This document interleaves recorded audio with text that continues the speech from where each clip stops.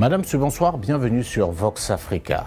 Insécurité, pauvreté, terrorisme, l'Afrique est minée depuis plusieurs décennies par de nombreux maux. Ces mots ont poussé certains à penser que le continent est un continent finalement maudit, un continent qui ne réussit à rien faire, un continent condamné indéfiniment à l'échec, à être un mendiant assis sur une mine d'or. Pour justement répondre à cette question, nous avons décidé d'engager avec le Dr Paul Fokam une série d'émissions pour, avec lui, répondre à cette question-là. Nous allons avoir plusieurs épisodes qui permettront, on l'espère, à la fin d'avoir une réponse précise sur cette question de savoir est-ce que l'Afrique est maudite.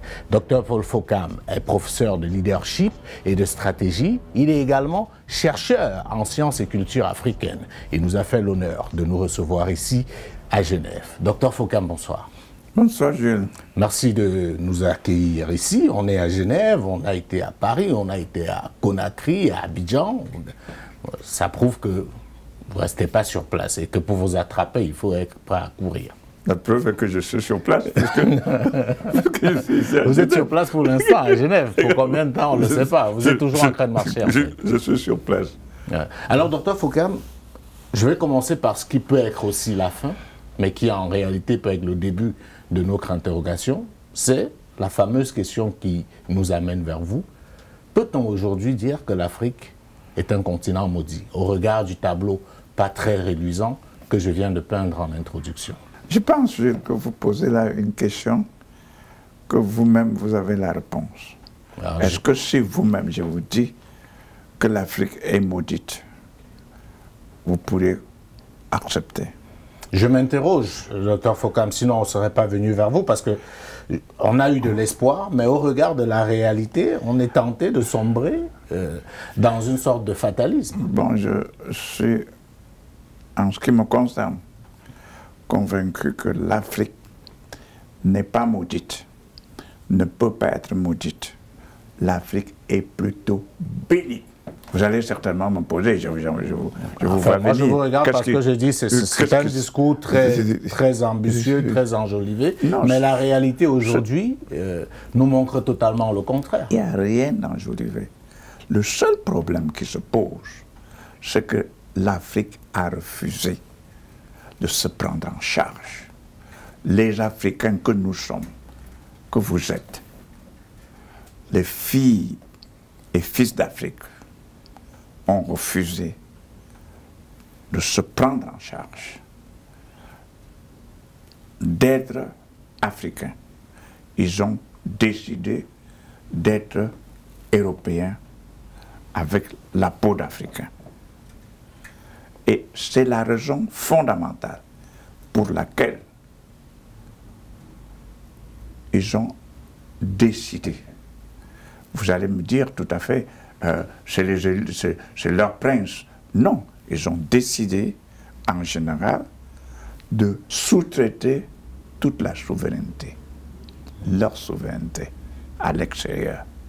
Et dès que vous sous-traitez votre souveraineté, il y a un problème. Ils ont décidé de sous-traiter leur éducation. Ils ont décidé de sous-traiter leur porte-monnaie. Ils ont donné leur porte-monnaie à l'extérieur pour gérer pour eux, de sous-traiter l'exploitation de leurs mines, de sous-traiter leur culture, d'abandonner leur langue, leur religion. Qu'est-ce qui leur reste? Mais quand vous dites ça, j'ai envie de dire, est-ce qu'ils ont vraiment décidé? Est-ce que l'Afrique, au cours de l'histoire, a eu le choix par rapport à cela? L'Afrique a été un continent agressé, autant pour moi, par l'esclavage. Après l'esclavage, c'est une nouvelle agression avec la colonisation. Et aujourd'hui, on est dans l'ère, si on veut rester correct, de ce que certains appellent la néocolonisation. À quel moment est-ce que les Africains auraient décidé d'abandonner tout ça? J'admire, Gilles, votre naïveté des hommes honnêtes. Parce qu'en fait, vous êtes en train de me dire l'Afrique a subi ça, ça, ça, ça. Vous avez oublié que la Chine a suivi les mêmes choses.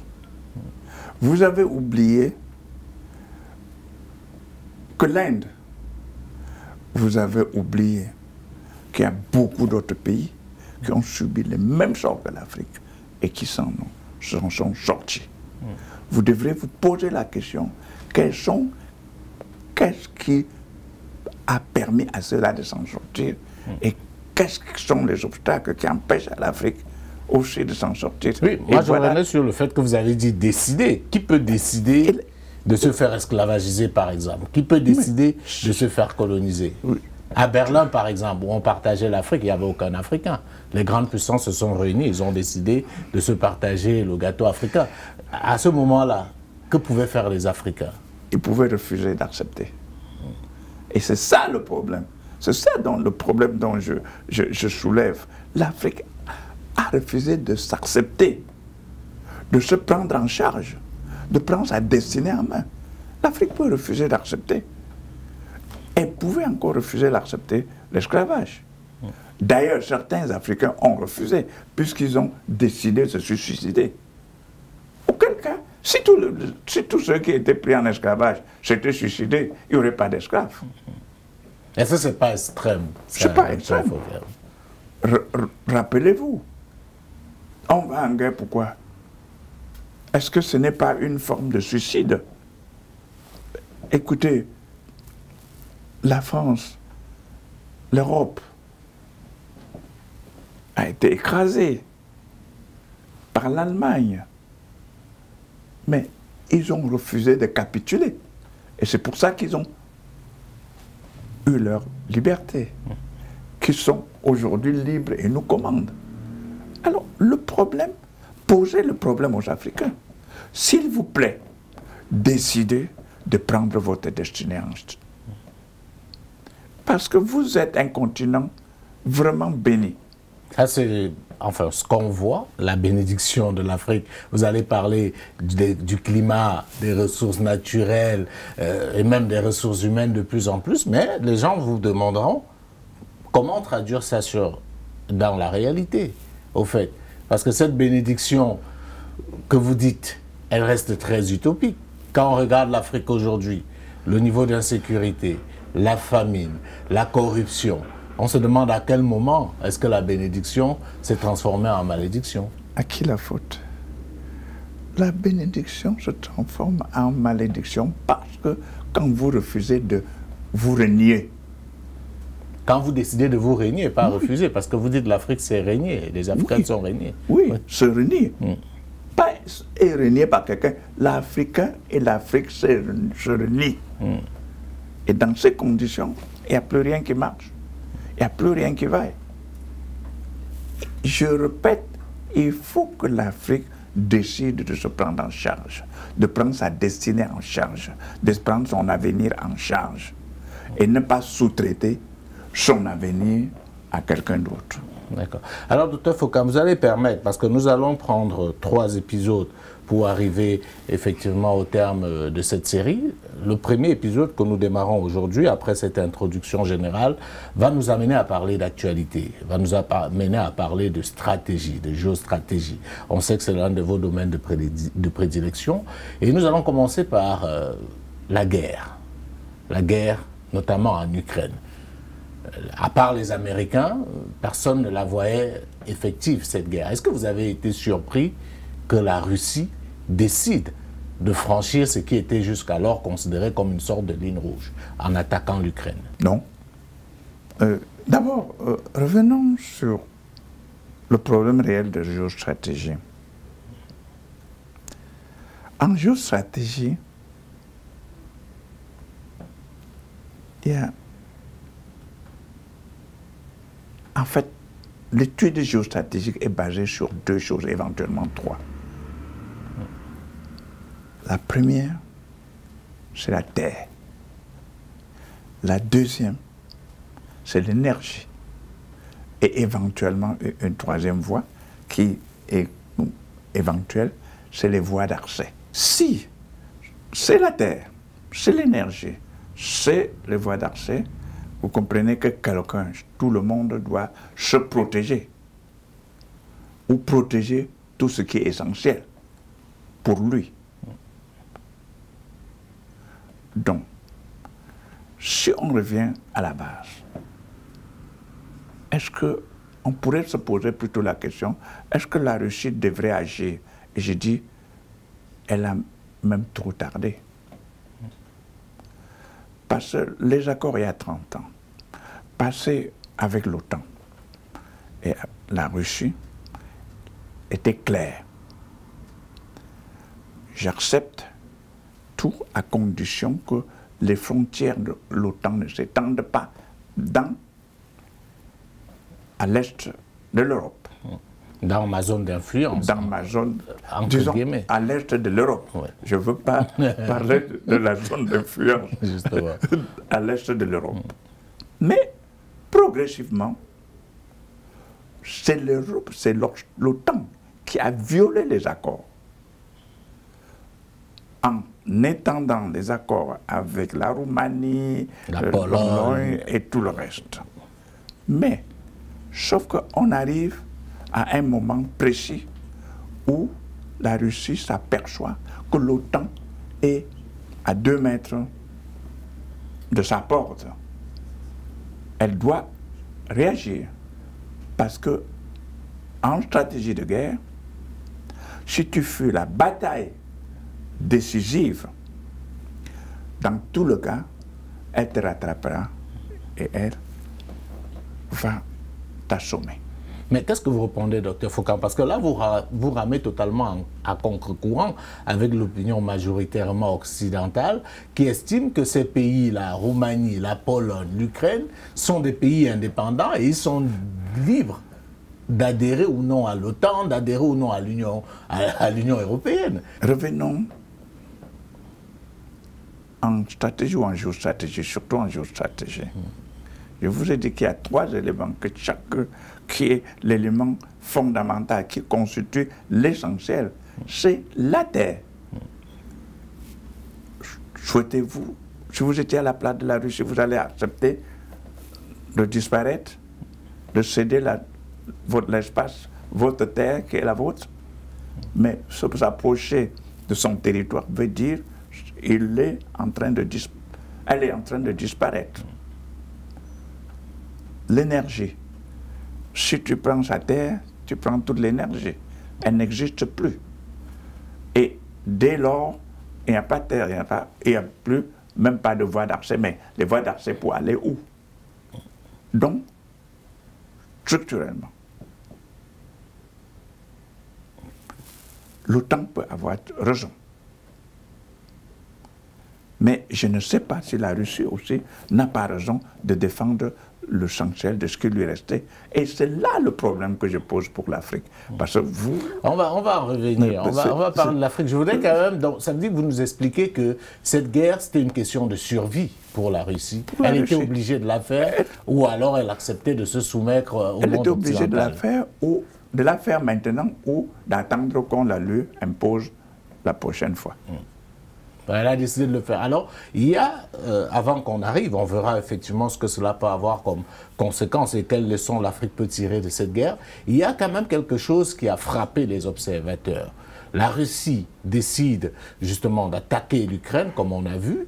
Les États-Unis et notamment ses autres alliés occidentaux ont décidé de réagir par des sanctions, essentiellement économiques et financières, et même dans le monde culturel, on voit des sanctions, et on s'est posé la question de savoir, mais on est en train de bombarder Kiev, et on répond économiquement. Est-ce que c'est une sanction qui vous semble efficace? Est-ce que c'est quelque chose qui correspond à la réalité? Parce que malgré tout, la Russie continue de faire sa guerre.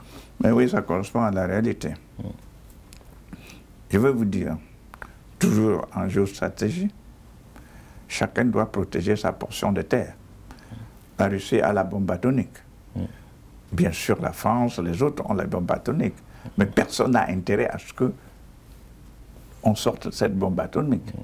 Surtout que la Russie, en matière atomique, a fait d'énormes progrès. Même si vous avez seulement 2, ça suffit là.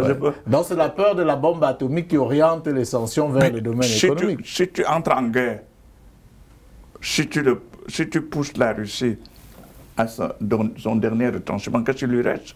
De sortir. La Russie ne peut pas non plus entrer en guerre jusqu'à pousser l'OTAN à son dernier retranchement. C'est pour ça qu'elle n'a pas attaqué depuis qu'on commençait la Pologne et tout. Donc, si tu ne veux pas prendre les voies, j'allais dire acceptables, parce que l'équilibre se fait là par la terreur. Si tu ne veux pas prendre les voies acceptables, tu provoques une autre guerre qui ne va épargner personne. Donc, en fait, vous êtes dans la posture de ceux qui disent que les Ukrainiens se sont fait piéger. Parce que c'est eux qui payent aujourd'hui le plus lourd tribut dans cette histoire-là. Les Américains et les Occidentaux ont miroité à l'Ukraine qu'ils pourraient les accompagner. Et peut-être c'est ça qui a poussé le président Zelensky à aller aussi loin dans sa démarche, irritant Poutine. Donc, mais il les accompagne, qu'est-ce que vous dites? Mais il est totalement isolé aujourd'hui. C'est son pays qui est détruit. Ce sont ses citoyens qui sont... Mais on sait très bien qu'il ne peut pas tenir face à la puissance de feu de la Russie. Mais... On a beau lui donner des armes, mais il n'a pas suffisamment d'hommes. Par exemple, il n'a pas l'énergie nucléaire, il n'a pas l'arme nucléaire. Il n'a pas assez d'avions, on peut lui en donner quelques-uns, mais ça ne réglera pas le problème. Le rapport de force est totalement disproportionné. Mais sauf que l'OTAN a les armes, le machin, qui peut lui envoyer tout. Je ne sais pas. Je ne veux pas juger du comportement de l'Ukraine ou des autres. On l'aide. On fait des sanctions économiques pour asphyxier l'adversaire, supposé asphyxier l'adversaire. On fait des sanctions et on envoie les armes. Alors, peut-être qu'il ne sait pas. Enfin, s'il s'est fait piéger, c'est lui. Enfin, il faut qu'il fasse une analyse conséquente de tout ce que... Et vous, ces sanctions, vous qui êtes dans le domaine effectivement aussi financier, économique et tout ça, est-ce que ces sanctions vont atteindre leur objectif? Parce que le but, c'est de pousser Poutine à faire marche arrière. Alors là, c'est un autre problème. J'ai des doutes. Parce que de l'analyse de toutes les sanctions économiques, depuis 20 ans, je n'ai pas encore vu ces sanctions atteindre le but visé au départ. Ça, c'est d'un.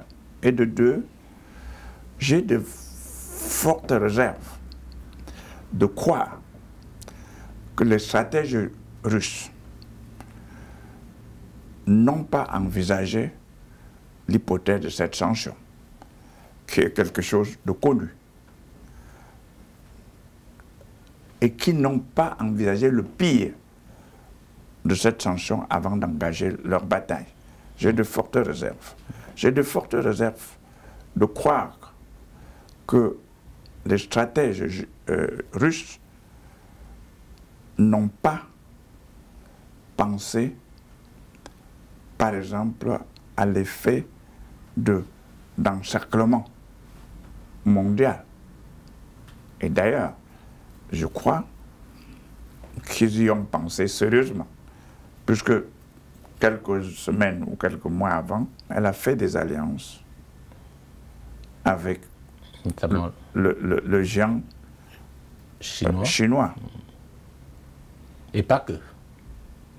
Et pas que. Puisqu'on parle aussi de l'Iran qui s'y mêlerait, de la Turquie aussi, qui serait plutôt dans une position favorable à la Russie. Oui, sauf que aussi la Turquie fait partie de l'alliance OTAN. Et donc, sa position est très compliquée. Elle est complexe pour le moins. Alors, je voudrais justement qu'on s'arrête un temps soit peu sur ces sanctions. L'une des raisons aussi qui revient à chaque fois en essayant d'expliquer ces sanctions-là, c'est pour dire qu'il faut retourner l'opinion publique russe contre son dirigeant. En appauvrissant les Russes, en déstructurant l'économie russe, on va avoir une opinion publique qui pourrait amener à renverser Poutine, qui a été présenté, et c'est assez inédit pour le noter, comme un dictateur par le chef de l'État américain Joe Biden. Est-ce que ça va marcher, ça? Est-ce que les Russes vont lâcher leur leader? Si les Russes sont des Africains, ça va marcher. Vous avez un réel problème avec les Africains. On reviendra sur l'Afrique. Mais il est évident que les Russes ne sont pas les Africains, pour au moins un certain nombre de raisons. S'ils ne sont pas des Africains, je ne vois pas comment attaquer dans leur existence, ils vont suivre quelqu'un de l'extérieur. Même s'ils ne sont pas en accord avec leurs dirigeants. Ils vont d'abord lutter contre l'ennemi extérieur avant de revenir régler leur compte interne. Ça, c'est la voie normale de tous les autres continents, sauf le continent africain. Alors, vous tenez tellement à ce qu'on parle de l'Afrique. Je ne tiens pas. Je prends seulement l'exemple. Je ne veux pas vous amener en Afrique. Non, je prends seulement l'exemple. Venons-en, effectivement, Dr Foucault. On a vu cette guerre et on s'est demandé quelles conséquences pour l'Afrique. Parce que, mine de rien, l'Afrique entretient des rapports séculaires à la fois avec le monde occidental, mais de plus en plus aujourd'hui avec le monde russe. Et je ne parlerai même pas du géant chinois. Quelle va être la conséquence? Qu'allons-nous faire? Que devons-nous faire? Allons-nous faire comme on est en train de faire jusqu'à présent, regarder ça de très loin en nous disant, pour une fois, c'est loin de nous? Ou est-ce qu'il faut qu'on s'y intéresse et de quelle manière? Disons que nous vivons aujourd'hui dans un monde plat, c'est-à-dire un monde qu'on appelle globalisé. Et nous préférons utiliser le monde plat. Non, le monde globalisé veut dire chaque action prise dans un coin précis du monde, il y a 90% de chances que ça impacte le reste du monde. Donc, dans ces conditions, l'Afrique ne peut pas être exclue de ce jeu, ne peut pas ne pas avoir les conséquences de cette guerre. Le problème qui peut se poser, c'est avec quelle amplitude l'Afrique pourrait avoir les conséquences de cette guerre. Donc, en clair, il y aurait une différence de degré, mais pas de nature. D'accord. Prenons les conséquences. L'une des premières conséquences qui est visible sur le terrain et qui a ramené à des moments qu'on croyait, pour certains, révolus, c'est le traitement réservé justement aux Africains vivant en Ukraine, qui se retrouvent refoulés, interdits d'accès à des trains, chassés aux frontières de la Pologne, juste parce qu'ils sont africains. Comment est-ce que vous avez perçu ça et qu'est-ce qui explique cela? Qu'on soit en 2022 et qu'on ait encore ce niveau de discrimination. J'ose pas utiliser le terme couramment utilisé parce que je ne suis pas adepte de cette façon de parler, mais vous comprenez de quoi je veux dire. Ils sont refusés parce qu'ils sont africains. Gilles, qu'est-ce que vous pensez? Qu'on aurait pu leur donner le tapis rouge? Je ne sais pas. Non, moi je vous pose la question parce que je trouve cela assez curieux. Écoutez bien. Je vous ai dit tout à l'heure que le monde se gère par partition de terre, en géostratégie. Ils ne sont pas chez eux et ils ne le seront pas. Les gens s'occupent d'abord d'évacuer le leur. C'est une politique normale. Et en différents degrés. Ils vont s'occuper d'abord d'évacuer les Ukrainiens, les Européens, même d'abord les Européens de l'Est, avant les Européens de l'Est. Et enfin, on verra s'il y a une place pour les Africains. Le vrai problème que vous devrez vous poser, en tant que communicateur pour l'Afrique, c'est de dire pourquoi les Africains étaient là. Est-ce qu'ils sont incapables de faire ce qu'ils font là, dans leur propre continent, pour changer l'avenir de leur continent? Mais je vous répondrai qu'on est dans un monde plat, on est dans un monde globalisé, on peut se retrouver en Ukraine, on peut se retrouver aux États-Unis, en Chine, pour travailler ou pour... voilà. Vous avez parfaitement raison, sauf que l'Afrique reste un désert. Et ça, ce n'est pas un désert. Et toi, tu quittes, tu laisses tout ce qui t'est offert sur un plateau d'or pour aller chercher ce que les autres ont fait. Mais est-ce que c'est offert sur un plateau d'or, docteur Fokam? Certains quittent l'Afrique parce qu'ils fuient des guerres, parce qu'ils fuient des dictatures. Quand vous voyez la manière dont les pays africains sont gérés, on peut à un moment donné comprendre qu'humainement, les gens aient envie d'aller ailleurs. Parce qu'en fin de compte, c'est une question de survie, même si ça peut paraître individualiste, c'est une réalité. Non, individualiste n'est pas mauvais. De toute façon, on en parlera plus tard. Mais le vrai problème de fond, ce que vous refusez de dire, est-ce que la guerre se trouve dans tous les espaces de l'Afrique? La réponse est non. Est-ce que même dans un pays donné, la guerre se trouve dans tous les espaces de l'Afrique? La réponse encore est non. Est-ce que l'Afrique contrôle aujourd'hui, en géostratégie, 30% de terres arabes? S'il vous plaît. 80, disons 60% des réserves de mines dans le monde. L'or est à fleur de peau, comme on dit. On peut dire à fleur de terre. À fleur de terre, comme on pourrait dire. Le fer de terre partout, il faut aller ramasser chez les Occidentaux, chez les Asiatiques qui vont ramasser, pendant que vous fuyez.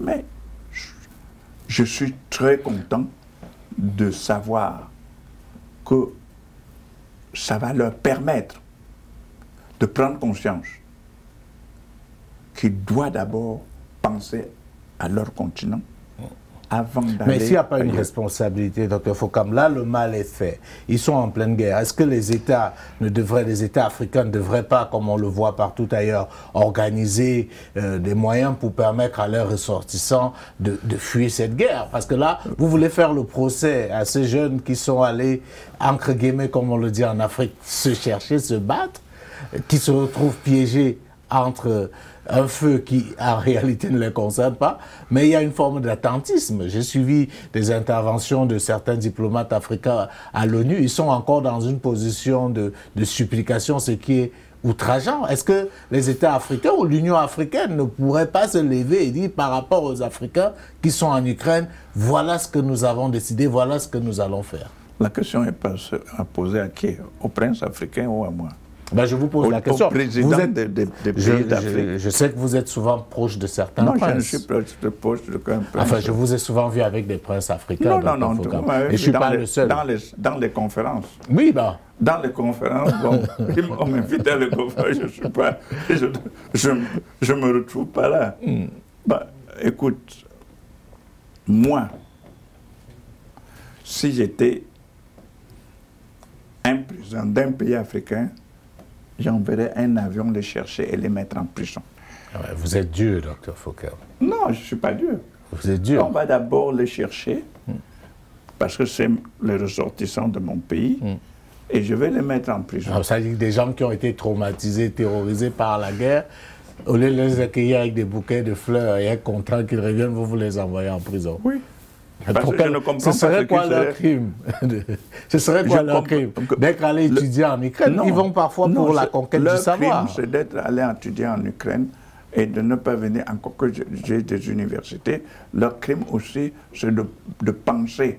Et il faut sortir ça de l'esprit des Africains, cet esprit de complexe. Et ça, je les enverrai immédiatement en prison pour un lavage de cerveau, pour qu'ils comprennent qu'ils doivent d'abord s'occuper d'eux-mêmes. Mais je suis d'accord, docteur Fokam, mais je sais comment vous êtes pointueux sur la formation de qualité, sur la quête de recherche, mais est-ce qu'ils vont trouver cela? Est-ce qu'ils vont trouver cela dans les universités africaines? Vous savez très bien qu'on est, notamment en Afrique au sud du Sahara, dépourvu d'universités de qualité. Donc, la plupart de ces jeunes sont des étudiants qui vont chercher le savoir et qui peut-être vont ramener ça pour certains sur le continent africain. Donc, je trouve que c'est un peu sévère, votre prise de position par rapport à cela. Je vous comprends cela. très bien, parce que vous êtes complexé comme tous les autres Africains. Enfin, comme ça, c'est un jugement de valeur. Je vous le concède, mais je vous pose... Ça nous permet d'avancer. C'est une réalité, docteur Fokam. Vous avez fait votre thèse de doctorat pas en Afrique, je ne pense pas. Donc, non, je l'ai fait à Bordeaux, comme vous le savez. Voilà, donc On aurait pu vous dire, mais pourquoi vous ne l'avez pas fait à Yaoundé 1 ou à Kinshasa À l'époque, on ne faisait pas encore doctorat à Yaoundé. Comme à l'époque, comme aujourd'hui, il y a plein de filières, il y a plein de spécialités qu'on ne trouve pas dans nos universités en Afrique. Quelle que soit la volonté des gens, parfois on est contraint. Vous croyez que vous pouvez m'étouffer? Vous n'allez pas m'étouffer. Je ne cherche pas à vous étouffer, on s'explique. Il faut bien qu'on se comprenne. Je vais vous dire une vérité. Est-ce que vous croyez qu'aux États-Unis, qui a les meilleures universités dans le classement mondial, il n'y a pas des universités 10 fois inférieures aux universités en Afrique? Il y en a. Malheureusement, 80% de nos enfants vont dans ces universités-là. Donc, il y a déjà un problème. Si toutes sortaient pour aller à Harvard, à MIT, mais je peux comprendre votre raisonnement. Est-ce que vous croyez qu'en Italie, qu'en France, il n'y a pas des universités du quartier? Est-ce que vous croyez que dans ces pays, il n'y en a pas? Il y en a. Et plein.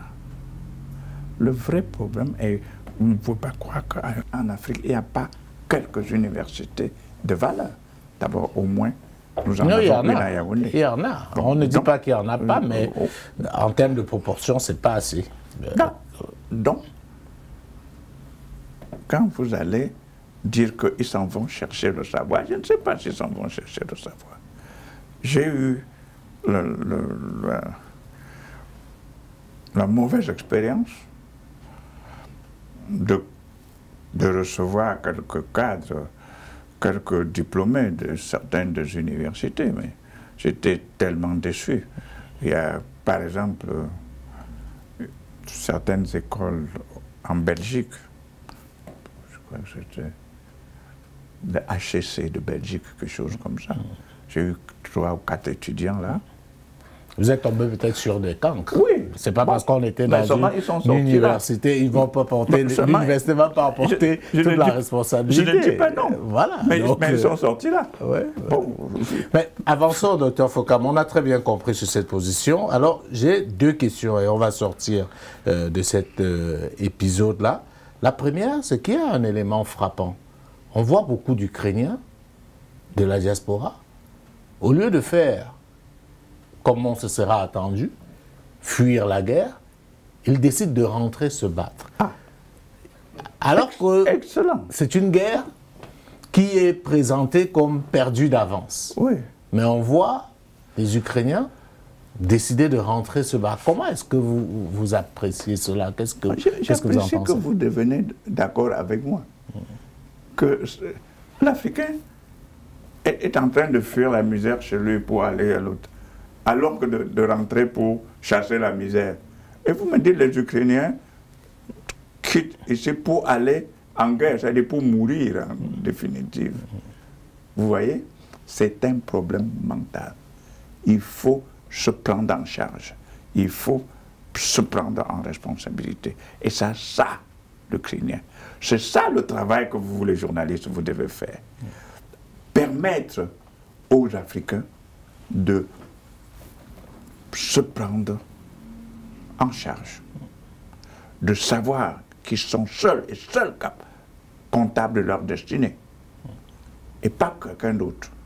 Faire comprendre aux princes africains qu'ils sont seuls et seuls comptables de la destinée de leurs concitoyens et de leur pays, et qu'ils ne doivent pas envoyer chez les autres.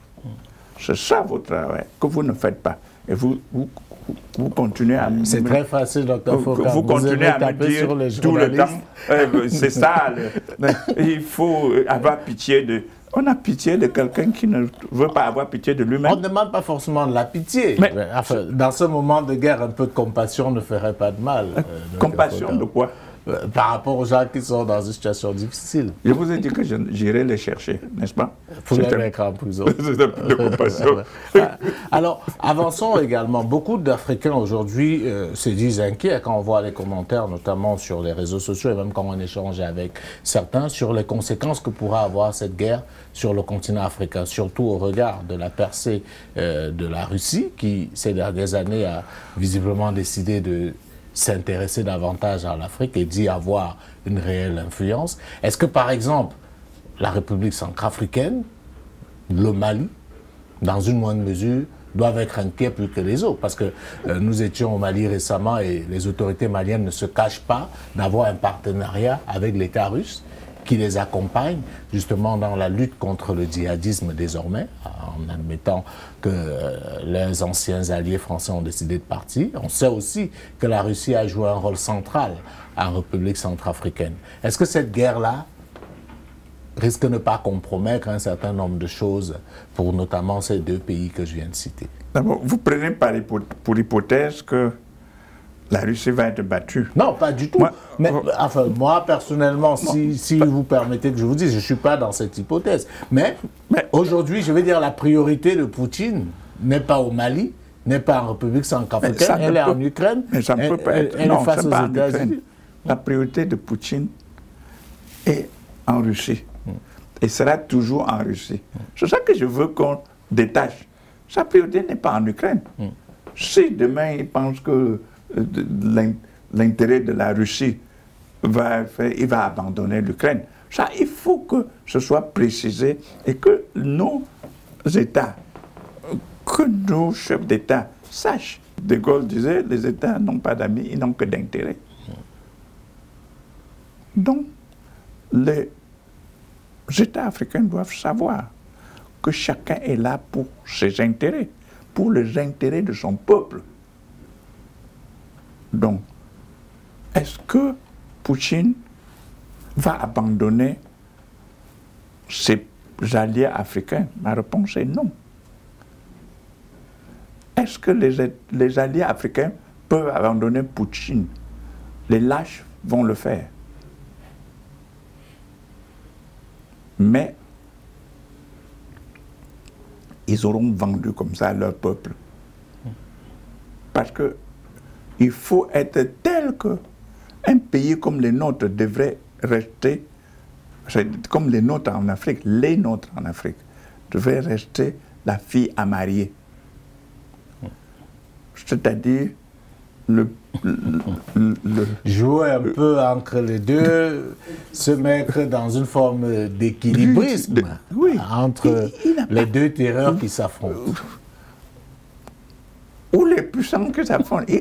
A-t-il intérêt à s'engager pour dire je vais soutenir tel et laisser tel? Moi je reste dans mon couloir et je dis, si quelqu'un dit dénonce la Russie, je dis je ne dénonce pas. Si quelqu'un dit dénonce les États-Unis, ou l'OTAN, je dis je ne dénonce pas. Est-ce que c'est une position qui va être tenable dans la durée? Vous savez très bien, on l'a connu à l'époque de la guerre froide avec ce fameux mouvement des non-alignés. À un moment donné, ça devenait compliqué de ne pas s'aligner. Parce que les partenariats vont être désormais conditionnés. Vous voyez bien qu'il y a comme une sorte de concert ou de complot international contre la Russie aujourd'hui. Vous comprenez que ne pas se positionner ou se positionner va forcément avoir des conséquences. À un moment donné, ne pas se positionner qui va avoir moins de conséquences que se positionner. Ne pas se positionner va avoir en stratégie, ne pas se positionner va avoir moins de conséquences parce que, en fait, tu ne peux pas dire que ton ennemi, tu peux pas traiter ton ennemi et celui qui a été neutre hier de la même manière. C'est pas possible. Dans la posture que vous conseillez aux États africains aujourd'hui, c'est une forme de neutralité. Oui, je ne dis pas, il doit prendre ses positions. Mais, et être prêt à assumer. Être prêt à assumer. Mais moi, si je suis là, je ne peux ni être contre les États-Unis, ni contre l'OTAN, ni contre la Russie. Et si j'ai déjà des partenaires avec la Russie, ça reste mon partenaire. Quelqu'un ne peut pas venir me dire que abandonne ton partenaire. Non. Mais on sait que ça va arriver, docteur Fokam. Vous voyez bien que dans les sanctions, aujourd'hui, l'Union européenne, on impose, même dans le domaine sportif, la Russie ne va plus jouer la Coupe du Monde, etc. Il y a effectivement une sorte de pression qui est exercée pour que tout le monde punisse la Russie. Est-ce que les pays africains ne vont pas être... je prends l'exemple aujourd'hui, si l'État malien veut racheter 4 nouveaux hélicoptères en Russie, ça risque d'être compliqué, pour ne pas dire impossible. Pourquoi? Parce qu'on leur dira, la Russie n'est plus fréquentable, vous ne pouvez plus faire des transactions financières avec la Russie. Ces sanctions-là vont forcément avoir des conséquences. N'est plus fréquentable par rapport à qui? Par rapport à la survie par rapport à la survie de son pays, je veux dire du Mali. Ou bien parce qu'il y aurait manque de l'argent. C'est quoi? Je vous informe que l'argent est une création moderne. Hein. Le commerce se faisait toujours depuis la création du monde par le troc. Et ça, ce n'est pas interdit. Donc, il y aura des moyens. Alors, dernière question. Il y a toujours le moyen pour assurer sa survie. Dernière question, et on termine avec cet épisode, c'est sur ceux qui reviennent sur le 2 poids 2 mesures dans l'appréciation et qui se disent l'acharnement qu'on a aujourd'hui contre la Russie, on aurait pu l'avoir contre les États-Unis, par exemple, contre la France. Pour les États-Unis, lors de la première invasion de l'Irak, contre l'ONU, contre l'avis de la communauté internationale. Pour la France, pour avoir falsifié, et je ne trouve pas d'autre mot, les résolutions des Nations Unies pour détruire la Libye. Quelle est votre réponse par rapport à cela? La voix la plus forte, la plus audible, c'est toujours celle du plus fort. Et à un moment ou à un autre, vous n'avez qu'à vérifier même dans le pays africain. Quand on fait des coups d'État militaires, on dit, et surtout beaucoup de puissants disent c'est antidémocratique. Quand on fait des coups d'État électoraux, on dit c'est démocratique. Quand on fait des coups d'État intellectuels, les modifications de constitution, on dit c'est très démocratique. Allez y trouver quelque chose. C'est compliqué. Donc la raison du plus fort est toujours la meilleure. Enfin, je ne veux pas aller comme ça. Je ne sais pas si c'est toujours la meilleure. Je dis simplement que quelquefois c'est la voix souvent la plus audible. Oui, justement. Docteur Fokam, merci beaucoup pour ce premier entretien consacré essentiellement à l'actualité, à la géostratégie, à la géopolitique, à la faveur de cette crise ukrainienne. Merci en tout cas d'avoir été disponible. Madame, monsieur, merci à vous de nous avoir suivis. Nous nous retrouvons très vite pour un épisode et cette fois-là, nous parlerons d'une question centrale aujourd'hui en Afrique, c'est la lutte contre le terrorisme. Avec notre invité, nous verrons si les États africains ont choisi la meilleure méthode et ont les meilleurs partenaires pour venir à bout de ce fléau. Bonsoir à tous.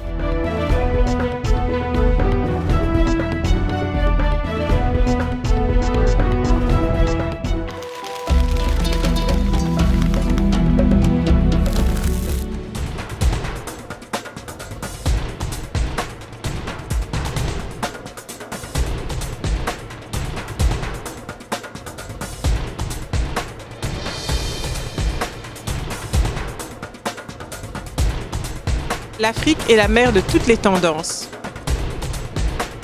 C'est la terre-mère. Je ne suis pas africaine parce que je suis née en Afrique, mais parce que l'Afrique est née en moi. Pour moi, l'Afrique, c'est le continent le plus merveilleux du monde. Je suis fier de mes origines. L'Afrique, c'est le début, le milieu et la fin.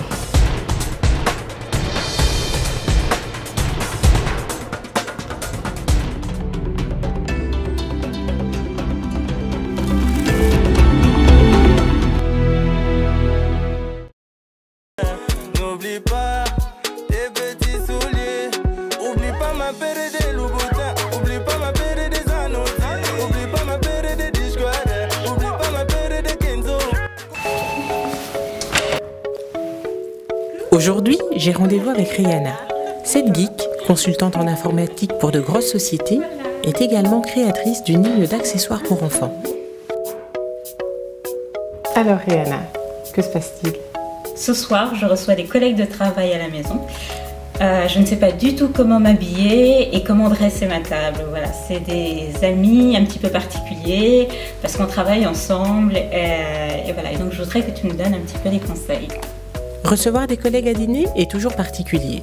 Je suis donc venue l'aider pour que ses collègues reconnaissent la professionnelle qu'ils côtoient au quotidien, tout en découvrant l'univers et la créativité de la designer qu'ils ignorent. C'est compris, c'est noté, on y va? On y go!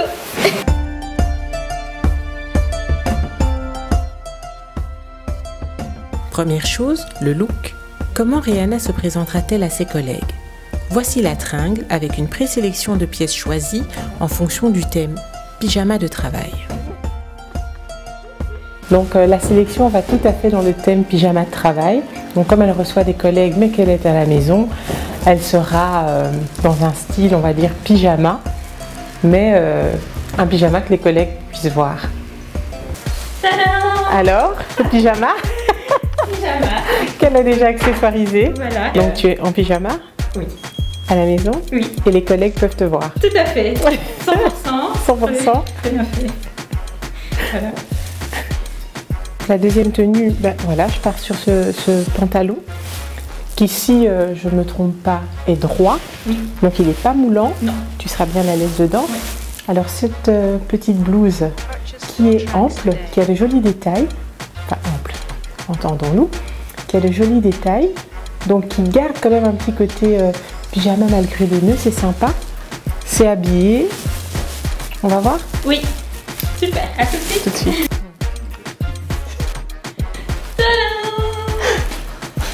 Alors, numéro 2. Par contre, là, au niveau du pantalon, je trouve ça trop bureau. Trop bureau. On est d'accord. Trop bureau. C'est de loin la tenue que je préfère. Ah oui? Rihanna stoppe net les essayages après avoir flashé sur la combinaison robe plus kimono.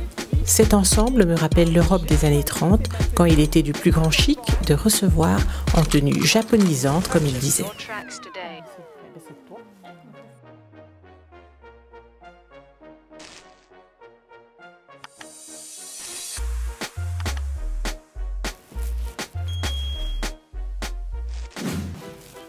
Magnifique. Nous passons à la table, mélangeant différents services pour obtenir un effet convivial, graphique et créatif.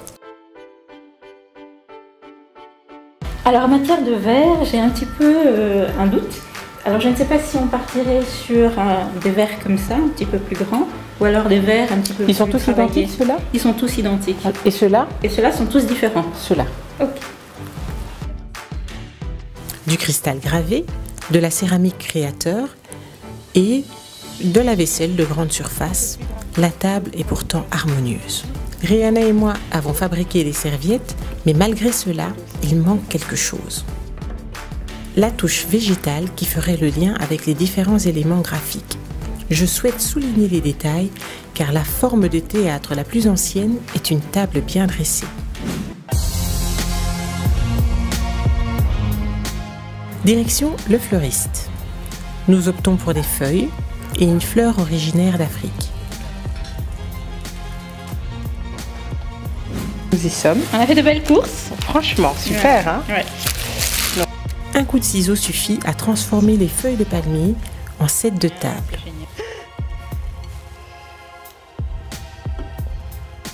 Voilà. Le solifleur neuf nous servira de centre de table. Ben voilà, Rosie a magnifiquement dressé ma table.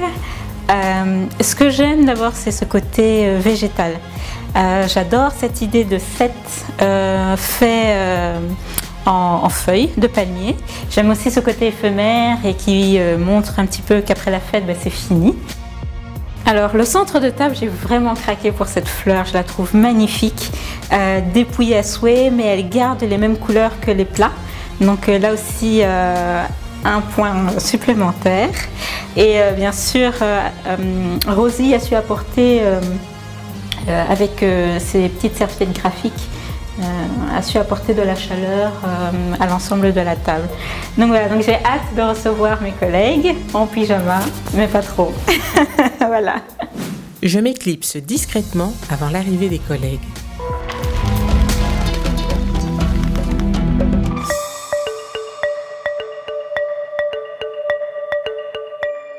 Madame, Monsieur, bonsoir. Très heureux de vous retrouver pour cette nouvelle chronique.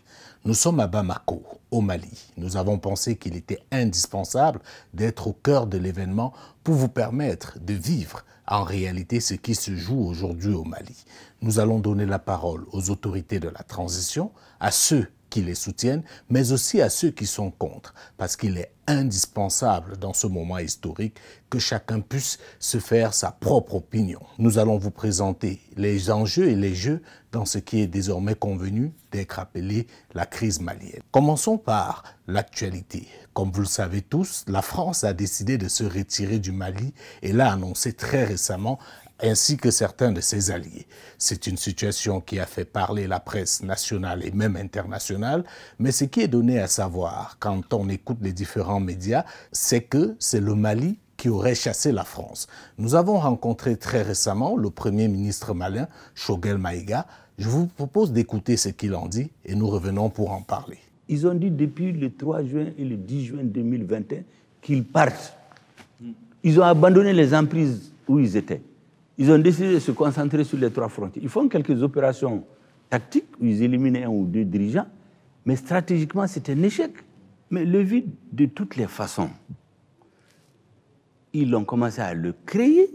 Ils ont quitté les bases de Tessalit, ils ont quitté les bases de Kidal, ils se préparaient à quitter Gao, à Tombouctou, ils ont laissé Gao et Tombouctou, mais ces bases-là, il fallait qu'on les occupe.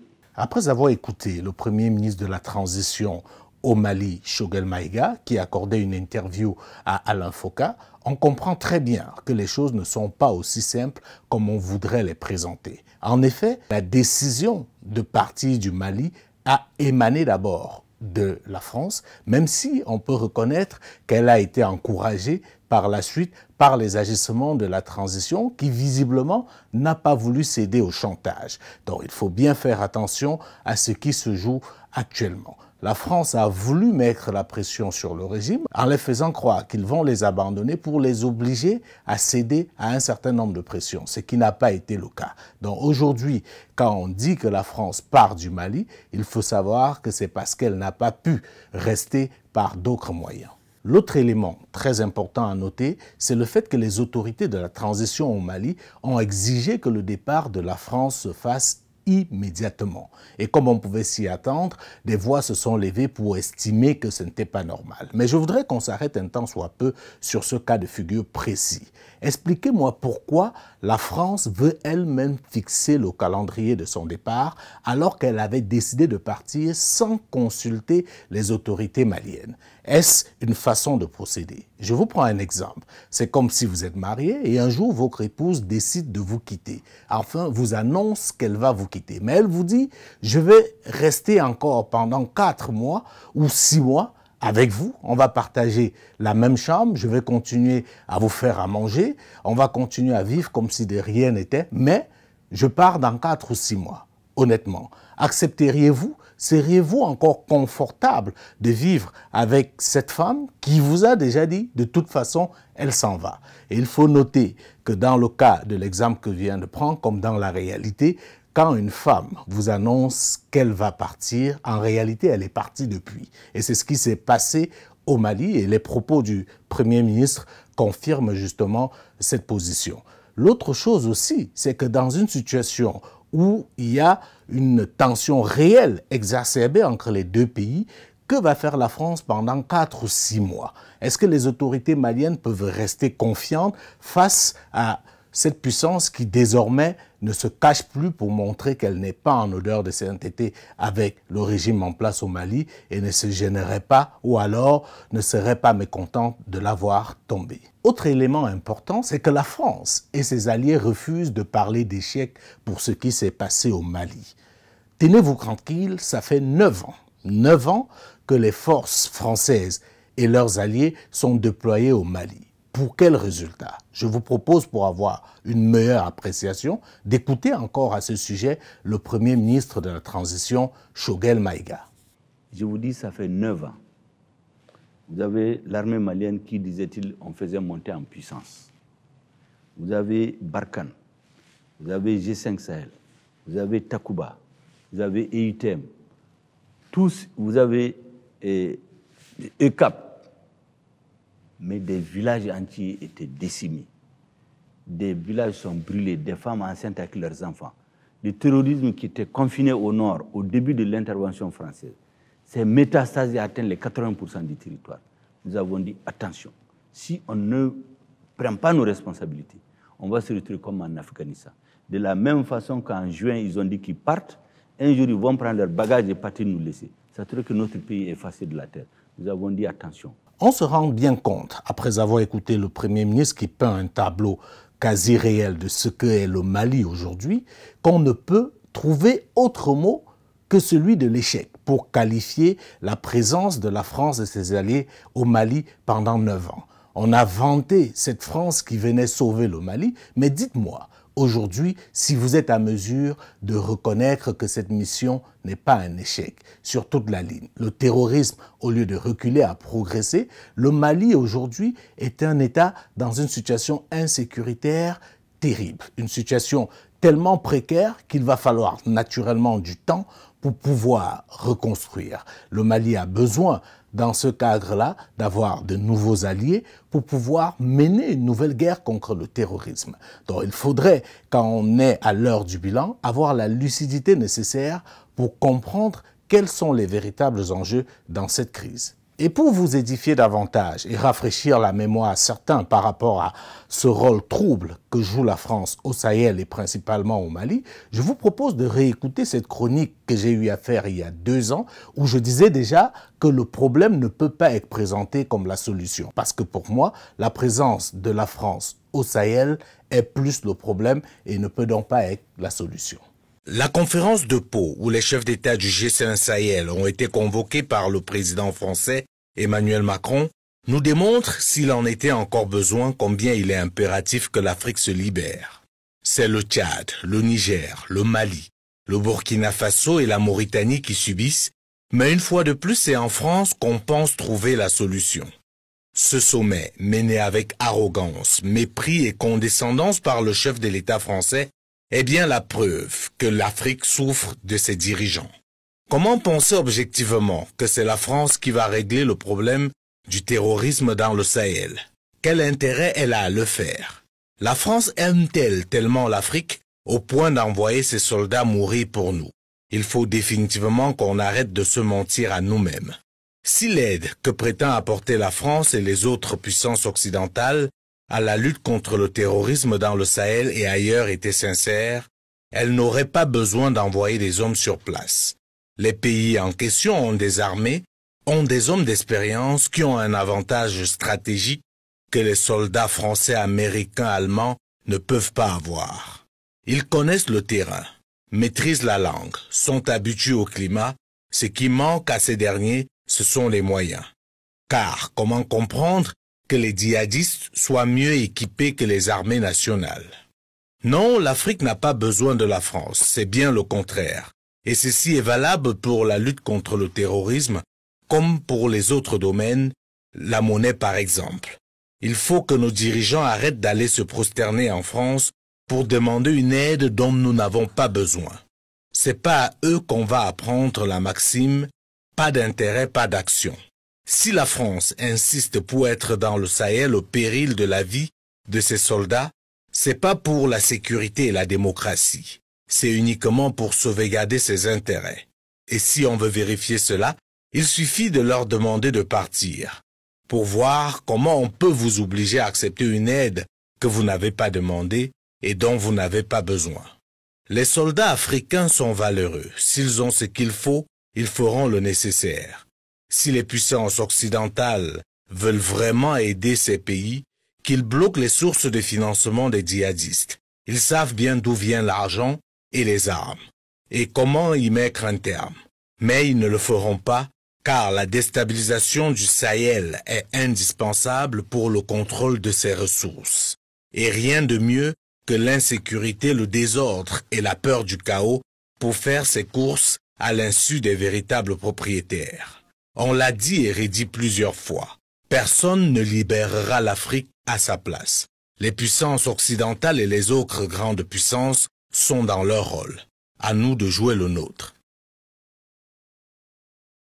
Il est très important, chers téléspectateurs, de comprendre que quand nous faisons ces chroniques, quand nous dénonçons, c'est dans l'optique de vous faire comprendre les enjeux et les jeux de ce qui se déroule aujourd'hui au Mali et partant dans toute l'Afrique. Il est très important de comprendre quel est l'intérêt des différents acteurs pour mieux se situer et surtout savoir comment protéger notre continent face à ce qui est en train de se faire aujourd'hui. Vous allez vous rendre compte que le rôle de la France, au lieu de détruire le terrorisme, comme cela a été annoncé, au lieu, à défaut de le détruire, de le cantonner, a comme par hasard renforcé la présence des terroristes dans cette région. Comment on peut l'expliquer? Avec toute la puissance militaire, avec les hommes déployés sur le terrain, avec l'arsenal, qu'on n'ait pas pu régler la question. Je vous propose d'écouter ce que dit le Premier ministre. C'est assez édifiant et vous serez pour certains surpris et pour d'autres pas du tout. Ce qui a été convenu, la lettre est très claire, appui aérien et renseignement. Il n'était pas prévu des militaires français au sol.